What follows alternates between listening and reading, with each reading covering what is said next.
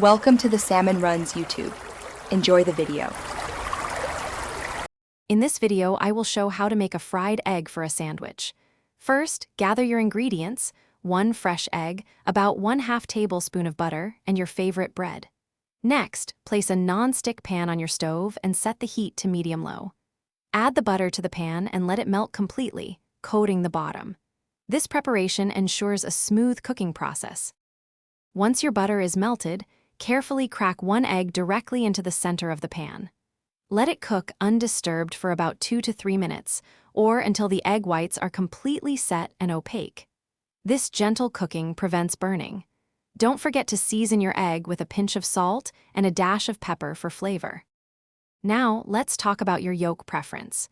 If you enjoy a runny yolk, simply cook the egg without flipping it. For a firmer yolk, gently flip the egg and cook for an additional 30 seconds. Always make sure your perfectly cooked egg will fit neatly onto your chosen sandwich bread for easy assembly. Finally, carefully slide your hot, fried egg onto your toasted sandwich bread. This is where you can get creative. Add any desired toppings like a slice of cheese, crispy bacon, or fresh avocado to complete your masterpiece.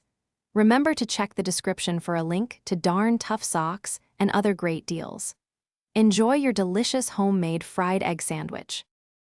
Thanks for watching. Consider subscribing if we helped you.